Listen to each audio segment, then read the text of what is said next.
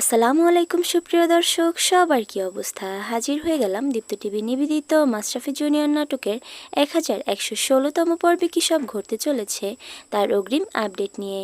এই পর্বটি কেউ মিস করবেন না, কারণ এই পর্বে আপনারা দেখতে পারবেন তুতুলকে দেখা যাবে সে এবার বাড়ি এসে আরও বড় বিপদের মধ্যে পড়ে যাবে। সে না কোথাও বেরোতে পারবে আর না সাহায্যের জন্য কারো কাছে ফোন দিতে পারবে। তাকে এক প্রকার নজরবন্দি করে রাখবে আনোয়ার জুয়ারের লোক। এক পর্যায়ে আনোয়ার জুয়ারের সেই লোক তুতুলকে বলবে, আপনি এখনও বুঝতে পারছেন না যে এ বাড়িতে আসার পর আপনি বন্দী হয়ে আছেন? এখন আপনার কাছে আর কোনো পথই খোলা নেই। বাঁচতে চাইলে ভালোই ভালোই অভিযোগটা তুলে ফেলেন। এসব শুনে তুতুলকে দেখা যাবে সে অনেক বেশি ভয় পেয়ে যাবে। ওইদিকে আয়নকে দেখা যাবে সে তার দাদুভাইকে বলবে, দাদুভাই, চেয়ারম্যান স্যারের সাথে আমি টাকার বিষয় কোনো কথাই বলতে পারিনি। সে এখন মানসিকভাবে খুবই খারাপ অবস্থায় আছে। যাকে সে তার মেয়ের মতো ভালোবাসত সেই বুসরা তার সাথে বেইমানি করে কোম্পানির অ্যাকাউন্ট থেকে 10 কোটি টাকা নিয়ে বিদেশে পালিয়ে গেছে। এখন তুমিই বলো, এই অবস্থায় আমি তার কাছে কিভাবে শেয়ারের টাকা চাই? আর এখন আমার মামুনির অপারেশনই বা কীভাবে হবে? একথা শুনে দিলারা বেগম বলে উঠবে, দাদুভাই তুমি একদম চিন্তা করো না।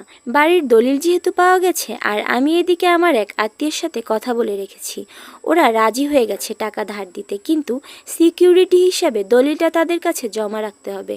একথা শুনে আয়নকে দেখা যাবে সে অনেক বড় একটা টেনশনের হাত থেকে বেঁচে যাবে। আর অন্যদিকে আপনারা দেখতে পারবেন জান্নাতের বাবাকে দেখা যাবে সে মনিকে বলবে, মা তুমি তো এর পরের বছরও খেলতে পারবে, তবে এইবার যদি আমার মেয়ে জাতীয় দলে চান্স না পায় তবে ওর মা ওর জীবনটা নষ্ট করে ফেলবে। জান্নাতের বিষয়ে সব কিছু শোনার পর মনিকে দেখা যাবে জান্নাতের মুখের দিকে তাকিয়ে সে ইচ্ছা করেই আর ভালো খেলবে না। এক পর্যায়ে মনি আউট হয়ে যাবে। মনি আউট হওয়ার পরে তাকে জাতীয় দল থেকে বাদ দিয়ে দেওয়া হবে এবং তার জায়গায় জান্নাতকে বসানো হবে।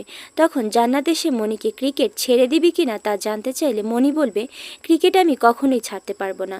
এইবার চান্স পাইনি তো কি হয়েছে, এর পরের বার ক্রিকেটে আরও শক্ত হয়ে ফিরে আসবো আমি। আর এছাড়াও থাকছে আশ্চর্য সকল ঘটনা।